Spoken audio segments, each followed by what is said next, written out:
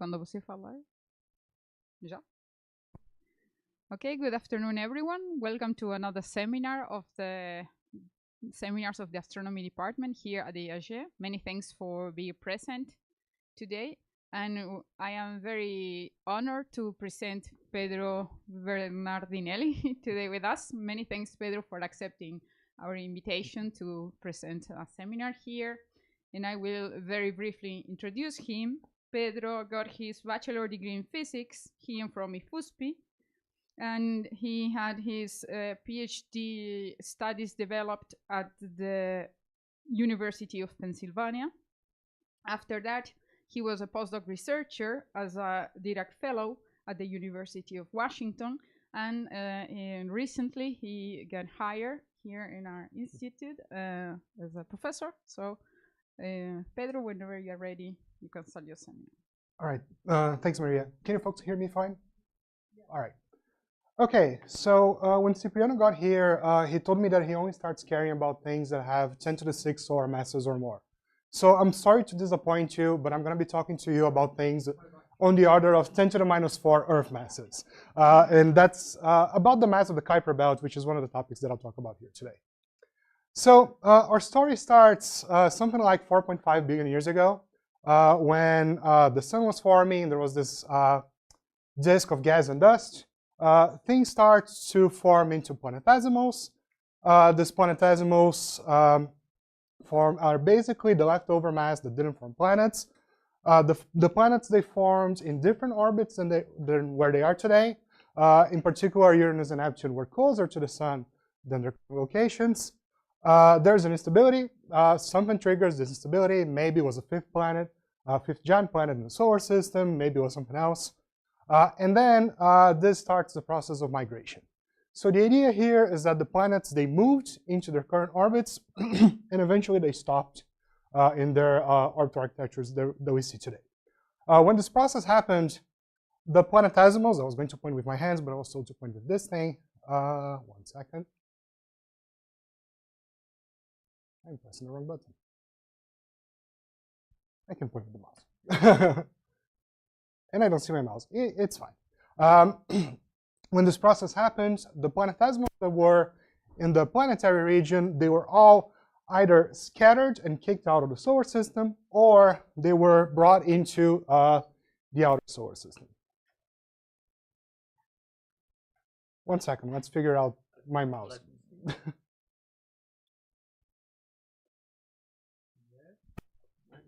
Yeah, I don't see it on my screen either. It's fine. Yeah, it's going back and forth. It's just, it's fine. We'll survive. Sorry for the folks online, you won't see me pointing. Either way, so we have this process, and eventually we see the things that we see today in our solar system. So the idea is that the planetary formation process, it left us with essentially 3 main reservoirs of small bodies. So we have the asteroid belt, where we know about 1.5 million objects today. That's between the orbit of Mars and Jupiter. We have the Kuiper belt. We know of about 5,000 objects in this region that starts beyond the orbit of Neptune and ends at about 100 AU, depending on the definition. And then we have the Oort cloud, which is the source of the long period comets. So the Oort cloud starts at roughly 5,000 AU and gets in it spherical until about 200,000 AU. We also have many objects that orbit in the planetary region. So we have the Trojan asteroids, for example. They share an orbit with a planet in the Lagrange points. Particular L4 and L5 are the main ones we care about. There are something like 15,000 Jupiter Trojans known. There are 31 Neptune Trojans and a few Earth Trojans that we know of. We also have the Centaurs. The Centaurs are objects in unstable orbits that are in the giant planet region. That's why they get this name. And they are connected to the comets because we see lots of the many activity patterns in comets in Centaurs as well. And we know of about 300 objects in this region. Even though we had all of these advances, we still have a lot that we don't know about our solar system. Do you get it to work?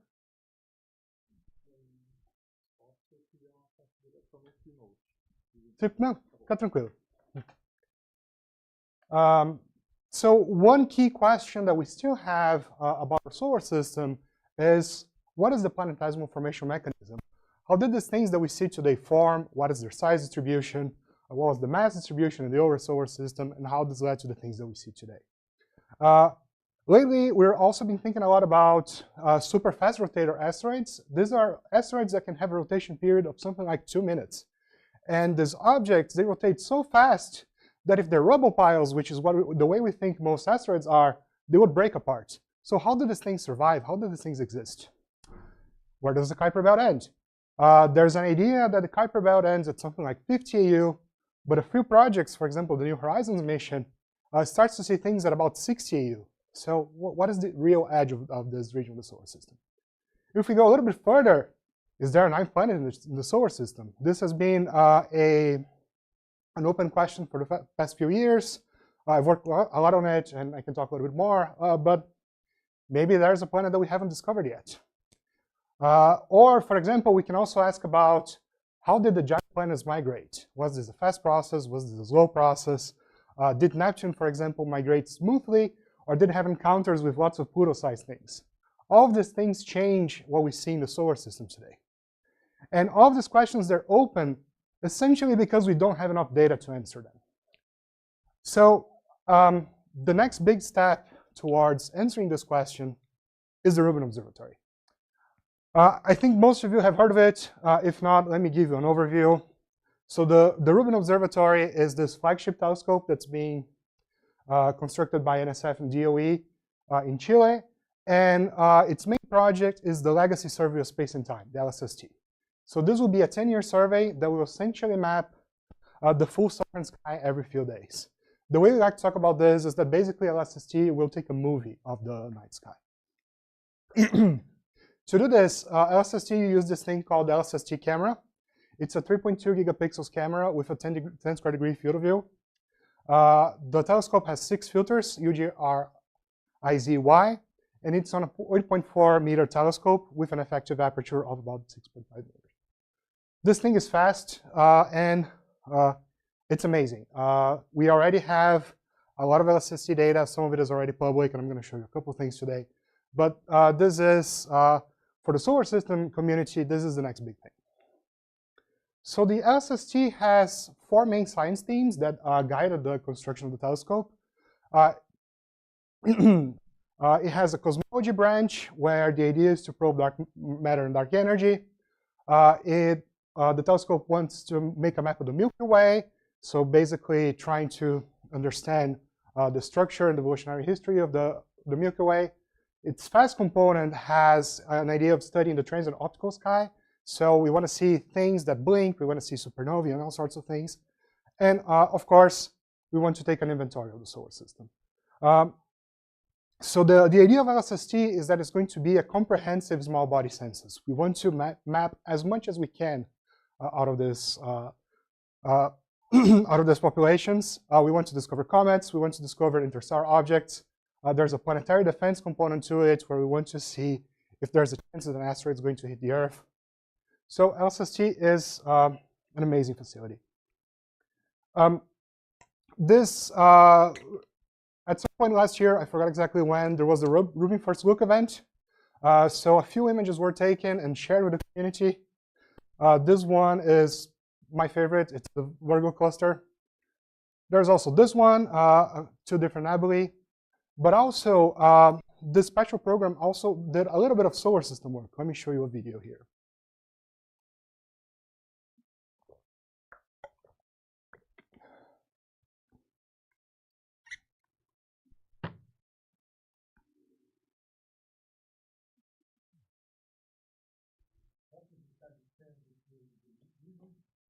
What is the time span between this? So these images were taken roughly every 30 seconds. And that's the design of the telescope. So this region was mapped with something like 100 images per night over a span of 2 weeks. And these 100 images were 30 seconds each, give or take.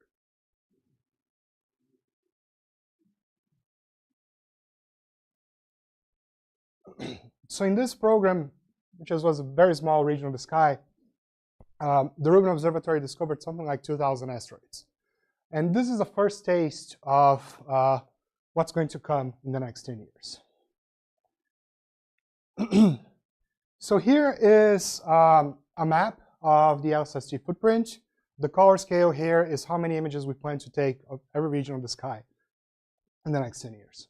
So one way of thinking about LSST is that we have 500 pointings per night, 2 visits each in each location of the sky, 30 minutes apart, give or take. Each image covers 10 square degrees. We see something like 4,000 square degrees per night, and we do this for 10 years. So this will be a big project. The data volume is insane. There are all sorts of complications related to this.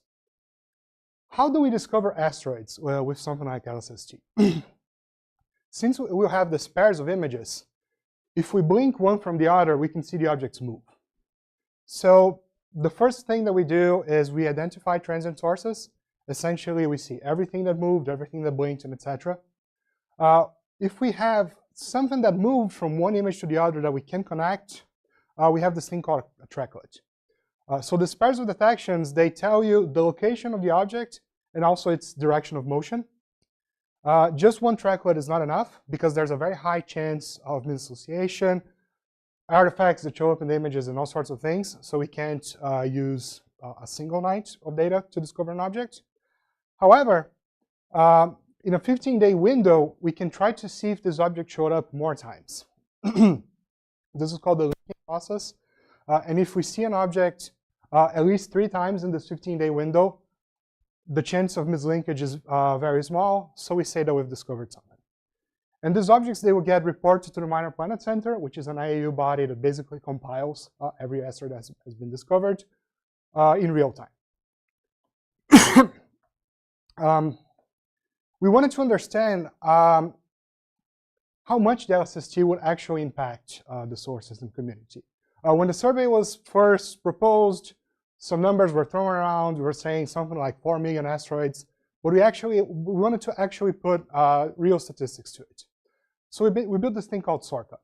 So SORCA is a survey simulator. So what is this thing? The survey simulators, they try to mimic the discovered circumstances of each object in each survey. So we want to understand the biases due to magnitude, survey geometry, rate of motion, color, and all sorts of other things that happen when you have a real survey. LSST is very challenging to simulate. First, because LSST will find all sorts of objects. So we have fast movers. We want to simulate things like temporarily captured moons around the Earth, to things like Planet 9, which move very slowly on the sky. We have things in bound orbits, like pretty much everything we know in the solar system, but we also want to understand things like interstellar objects. LSST will be continuously doing its science for 10 years. So there's also this time component here that is important for us to care about. And the LSST scale is unprecedented in the solar system field. So that's why we built this tool. So the idea here is you're going to give us a set of inputs. So you're going to give us a configuration file. You're going to give us information about our survey, information about the types of objects that you care about, what they look like, what are their physical properties, do they have rotations, and etc. We're going to hand back to you basically whether an object was discovered or not. So we first start with the survey inputs. So we need a model of our camera. The LSST camera, because of its big field of view, it has a strong vignetting effect towards the edges. So that's one of the things that we had to care about. But we also want to know where and when LSST will observe.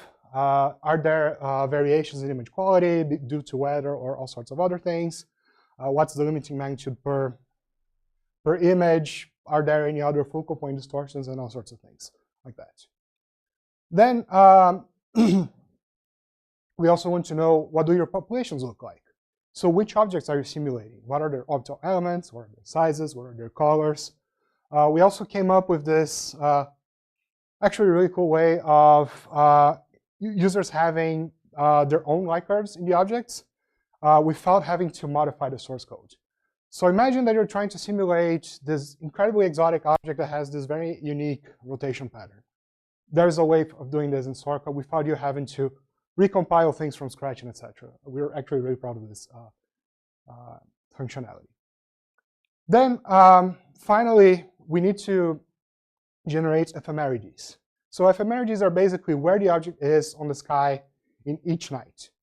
To do this, we built this we came up with a new approach to generating ephemeris. It's kind of funny because this is a 400-year-old problem and we can still find new ways of doing this. Our software can do kilometer precision, which is 1 part in 10 to the 8 state vectors, for hundreds of thousands of visits with seconds of compute time on this laptop. That's where we measure things. So this is incredibly fast and incredibly precise. And this is actually so good that we have kind of a spin-off to Sorka, this new software called Layup, which is an open source orbit fitting software that's using the Sorka ephemeris generator as its engine. This is something that's still not complete, but it will be in the next few months. Then, once you give us all of these things, they go into the big Sorka black box, and out comes whether each object was discovered and what the detections of each object looks like, given your simulated LSST. So with this tool in hand, we can essentially forecast LSST and try to understand what LSST will do to every population out there. A word of caution, our estimates can only be as good as our models. So if there's a problem with our models, it's obviously going to have a problem in our forecasts. So this is what a typical LSST night looks like. This night has something like 300,000 minor planet detections, which adds up to 110 million detections per year. By comparison, in 2024, all operating surveys that were finding minor planets reported 44 million detections to the Minor Planet Center. So LSST by itself is going to produce twice as much data as every other survey combined. Here's a video that's showing the 10 years of operation of LSST. Each dot that you're seeing here in this image is an object that was discovered by the survey.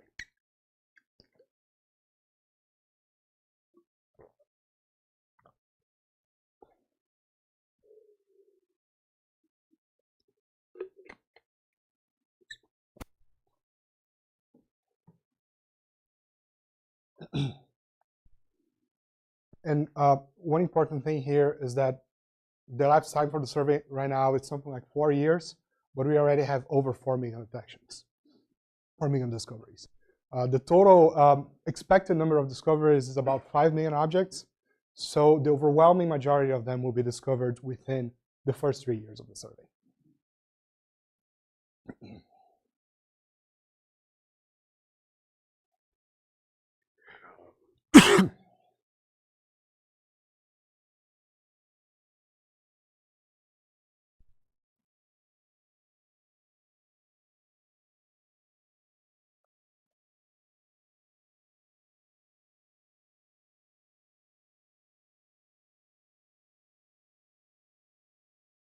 Okay, there we go, we got there.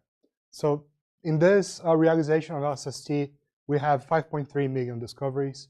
The overwhelming majority of these are main belt asteroids, so the objects in yellow here in this figure. Here's a detailed forecast for the primary solar system populations. So for near-Earth objects, we're going to go from 38 to 127,000 objects. Main belt asteroids, 1.4 million to 5.1 million. Jupiter Trojans, 15,000 to 110,000. Centaurs, from 300 to 2,000. Trans-Neptunian objects, which is what I care the most about, it's a factor of 8, so from 5,000 to 37,000. Neptune Trojans, I'll talk a little bit more about them, but there's some uncertainty. There's a factor of 2 uncertainty, basically because we don't have a good model for them. Interstellar objects, this set of simulations uses a different approach to simulating LSST, but it kind of does the same thing. We know of 3 today, and we think we're going to find 50 with LSST. So LSST will completely transform the way we do minor planet research very soon. So by the end of the survey, this is what things are going to look like. This is a color map where the color is how many discoveries we had per square degree after the 10 years of the survey. And the key takeaway here is that LSST will map the entire ecliptic plane down to magnitude 24.5. Once LSST enters full operations, 70% of the total number of discoveries will happen within the first 2 years. And when the survey ends, pretty much every object that LSST saw will have something like 9 years of data. The only exception to this are the near-Earth objects, because these objects, they are in the asteroid belt, they get close to the Earth, and then they go back in the span of only a few years. So there's going to be a very steady flow of objects being discovered throughout the 10 years of the survey. So if you care about things like planetary defense, there's always going to be a new object to worry about. And at the end of LSST, most objects will have been measured many times, hundreds of times for the typical object. And this will enable us to do incredibly high precision science for things like orbits, sizes, colors, light curves, and etc. For comparison, the largest TNO color catalog out there has 814 objects. LSST will be 45 times bigger than that. So there's a lot of science to be done in the next 10 years. One case study here are the Neptune Trojans. Both clouds, the L4 and L5, are nominally inside the survey's footprint, but early discoveries are heavily dependent on when LSST starts. I think we did the simulation with LSST starting in early 2026, so this is already completely wrong. It happens. And despite this being a stable population, we don't really know the size distribution for these objects, so there's a factor of 2 uncertainty in our predictions. The least optimistic models predict something like 150 objects. The more optimistic ones predict 300. And there's also the question whether there is an asymmetry between the two clouds, which is something that no model today has captured. This is something that we see, for example, in Jupiter Trojans, but not in the Neptune Trojans. So let me tell you a little bit about the first Rubin discoveries. So this is an image here, similar to the one you saw in one of the videos earlier. And each light blue dot is an object that LSST has discovered already. So we have already discovered 28,000 objects. There's also over 2 million observations that have been submitted to the Minor Planet Center. So basically, if you open this website, you can download 2 million LSST observations today. And this is already 8% of the total that has ever been submitted to the Minor Planet Center. So this is amazing. LSST is already real. Last year, it's funny, I was preparing my move from Seattle to São Paulo. I came to São Paulo to do some of the bureaucracy related to hiring. I think many of you know what I'm talking about. Things are challenging. And I remember waking up in the middle of the night with a bunch of text messages on my phone saying that the third interstellar object had been discovered. So 3I Atlas was discovered on July 2nd, was announced on July 2nd. And it's only the third ever interstellar object that we have seen in our solar system. The first one was discovered in 2017. On that same night, during an engineering run, thanks to one of our engineers who was a solar system astronomer before caring about just how telescopes work, Rubin took images of it. These are the images. But we also did some very extensive archival data work to try to find more images taken by the survey. So we have data going as far back as June 21st. 3I was initially in a region of low galactic latitude, so these images have a high stellar density, and this completely broke the LSST pipelines. So this was a fantastic stress test of the system. In a very short period of time, we wrote this paper, and this is the first ever science paper that uses LSST data. We have 306 authors between Rubin project members and the LSST Solar System Science Collaboration. And we asked for and were granted special permission by NSF and DOE to release the Rubin 3I images ahead of time to the solar system community.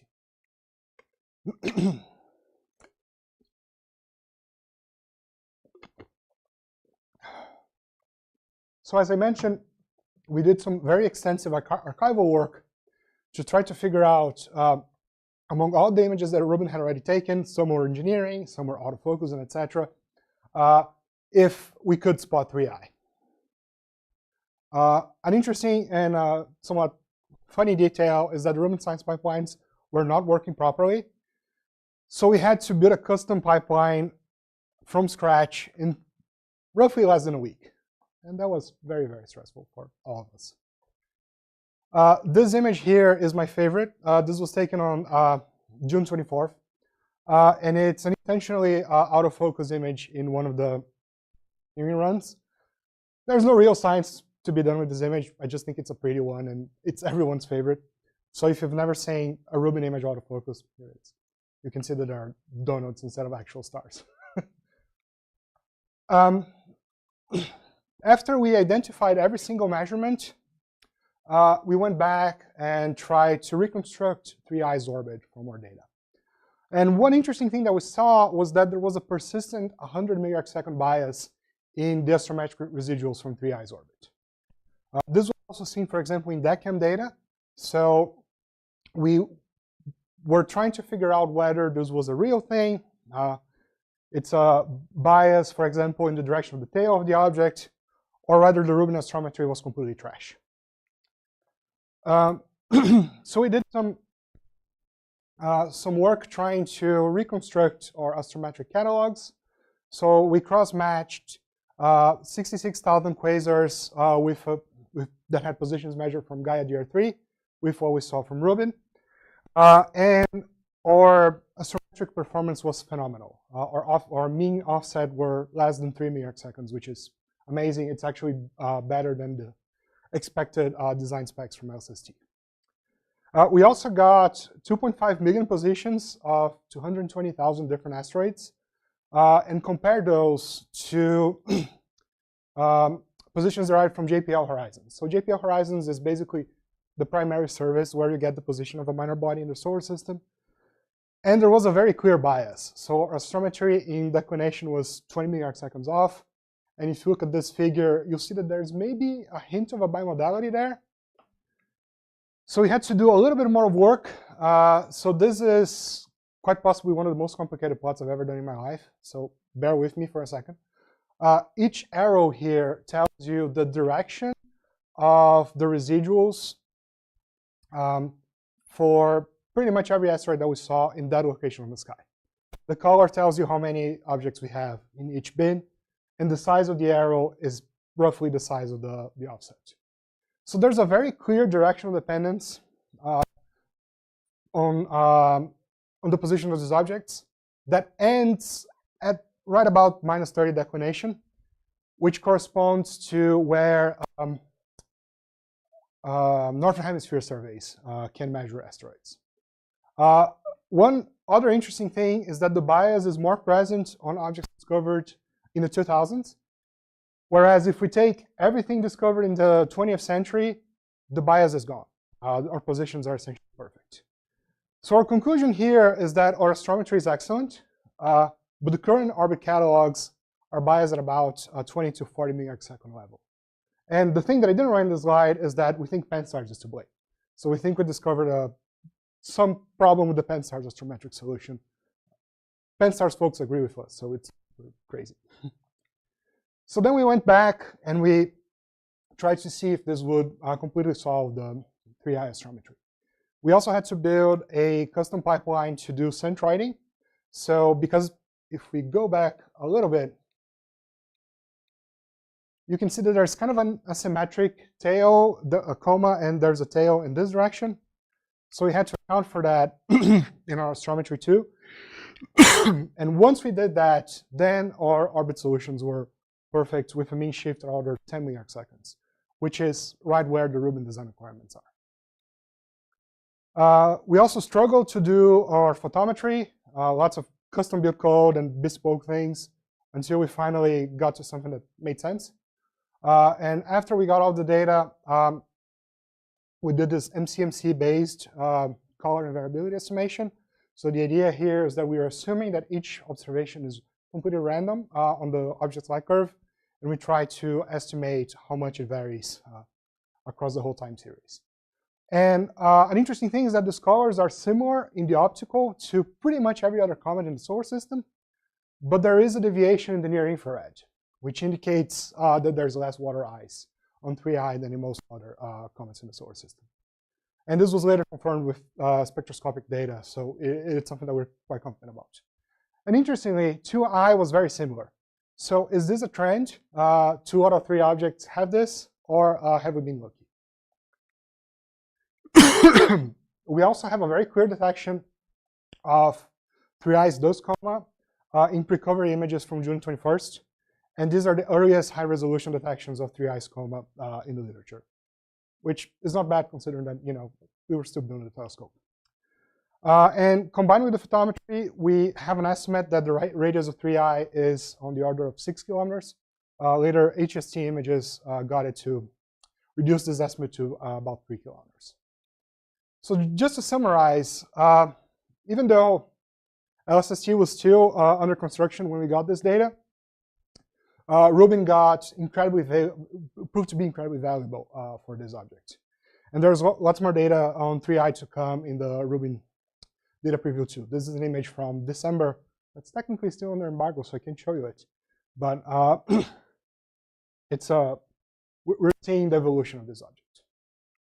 Now let me switch gears a little bit and talk to you about the NASA New Horizons probe. If you're not used to thinking about NASA probes, let me give you a quick overview of what this thing did. So this probe was launched in 2006 when Pluto was still a planet, and the goal was basically to have a flyby with it. This happened in 2015. This is what the Pluto carrying system looks like when you see it up close. And after the Pluto flyby, it went to this object called Arrokoth that was discovered in 2014 in a campaign to discover new targets for the spacecraft. So the flyby occurred in 2019, and Arrokoth is the most distant body ever visited by a spacecraft. It was at 43 AU when the probe passed by it. And this object has a diameter of about 30 kilometers, so it's a very tiny piece of rock. New Horizons is now 64 AU away from the sun, and it's beyond the edge of the Kuiper belt, the outer edge of the Kuiper belt. At this distance, the density of objects is much, much smaller. We have essentially objects in what we call the scatter disk. So these are objects that were scattered by Neptune early on in the history of the solar system, and they have these dynamically excited orbits. The spacecraft also happens to be at a region of low galactic latitude, which means that all of these images have a high stellar density background. And this is incredibly challenging when we're trying to search for moving objects, especially very deep searches like the ones from New Horizons. The New Horizons folks, they did some searches with Subaru and DECAM, and they were not successful in finding a new flyby, despite discovering a few distant objects. So why I'm talking to you about New Horizons in a Rubin talk? Well, this is a funny story. In 2024, there was this big TNO conference where Alan Stern, who's the New Horizons PI, he essentially requested help from Rubin to find a new target. Every Rubin member in the audience, including myself, laughed out loud because there's no way in hell this is happening. In October 2024, the LSST commissioning camera was installed, but its field of view was too small to be useful. March 2025, a white paper by J.J. Cavallars that included pretty much everyone in Rubin and in the New Horizons collaboration proposed a New Horizons microsurvey with Rubin. March 13, 2025, we, as in the Rubin community, says, nope, we can do it. So we had a call with the New Horizons folks and said, yeah, no, this is not going to happen. It's going to be too much work. We're going to have to sacrifice all sorts of science goals for LSST to do this. Try a different telescope. March 14, 2025, the New Horizons field was added to the Rubin observing queue. By an unbelievable stroke of luck, our engineers said that they needed a lot of data in a high stellar density field. Any field, it doesn't matter which one. So why not just point at the New Horizons, New Horizons one. In April, the LSST camera was started, and we started taking data May 28, 2025 until July 29, 2025. So Unfortunately, I can't show you the images. They are very interesting because we have 360 visits in this very dense field, so they are really cool. Because the images are still in embargo, so I can't show you them in any way. But the cool thing is that we have 200 images taken in GRIZ in the span of 60 days.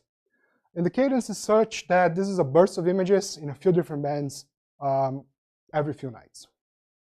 There's also 100 or so images in U band and in Y band, and we joke that U is useless and Y is Y border, so we're not going to use those because you can see sources and objects in the because sources and objects are not static, we simply can't stack the images to go fainter. So we have this technique called shift and stack. The idea of shift and stack is that images are stacked along all possible trajectories. In a single night, this is very easy. Trajectories are linear. But across 2 months, this is no longer the case. We start to see deviations from linearity. And for a few other projects, we had been developing the software called KBMod, which is our open source GPU-based shift and stack software. So the solution to this New Horizons problem, that's something we were already working on for a few other science goals, is to do this thing that we are calling the reflex-corrected shift and stack. So we realign the images so that we subtract the parallactic motion of the Earth. If we have the right distance, then once again the motion of the object becomes linear, and then we can do standard shift and stack. The search is ongoing. There are still many, many, many details that we haven't figured out. No one has tried to stack 60 nights of data before. But we already were able to recover one of the objects that were discovered in the New Horizons searches at magnitude 25.7, which is way below the LSST single image limit. Let me finalize this talk by giving you the status of the observatory. There's currently no start date for the LSST. Many of you may have heard about this already. Basically, because the last few months have been dedicated towards fixing all sorts of problems with the telescope. There were a few camera leaks that had to be fixed. The image quality has been fluctuating a lot. So things are still ongoing. The system is in what's being called the early optimization phase. And the idea is that we wish to guarantee data quality and observatory performance before starting the main program. We hope the survey will start soon. And there's a lot of pressure coming from the community towards the project to make sure that the survey actually starts, even if we sacrifice performance a little bit. And later this year, dates are still to be defined, but something like September, give or take a few months, we'll have data preview 2, which is the science validation data. So for example, the New Horizons data and the other 3i data are part of these releases. So just to summarize, I exited my slides unintentionally. The Rubin Observatory and the Legacy Survey of Space and Time are already transforming the way we do solar system science.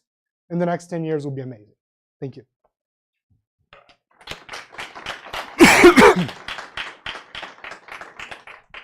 Thank you very much for this wonderful talk. And let's go into the questions.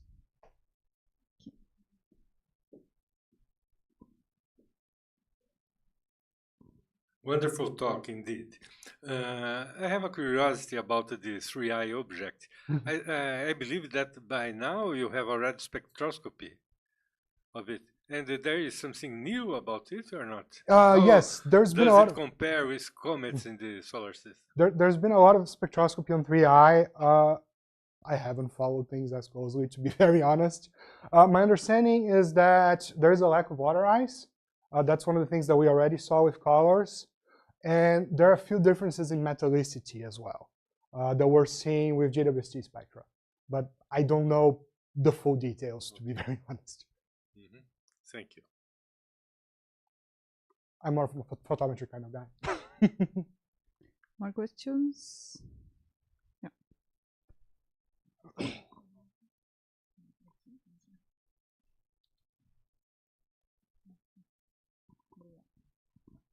Hi, Pedro. I was wondering, is there a chance that LSST will detect a ninth planet, or will it be too dim to be detected? That's a great question. We think that LSST is our best bet to find this ninth planet. So the models that we have today, they predict an object of around magnitude 24 in our band, which is right where the limits of LSST are. So the big question that we have is whether we have the tools to find it, because we think this planet, if it exists, that's something like 300 AU, so it moves too slowly to be detected by the LSST pipelines. There are solutions to this problem. Many of us in the LSST community are developing things like this. The challenge is that it's going to be a race. When the data starts flowing, everyone that has software to do this will try to find this planet. Okay, thank you. I don't think it's there, but you know, might as well try. May I ask something else? It's just a curiosity. You talked about the Trojans from Jupiter, that is well known, then from Neptune, and why there's no Trojan, or is there Trojans around the Saturn and Uranus? I think there are a handful of Saturnian Trojans known and 1 or 2 Uranian Trojans known. I think the problem is that since these are in the inner region of the giant planets, the orbits are a little bit more unstable. So the capture period is on the order of 100,000 years, whereas the Neptunian Trojans, they can be stable for billions of years. We also have 2 or 3 Earth Trojans known. I think there are no Mars Trojans. I don't remember Mercury and Venus. Okay, thank you. More questions?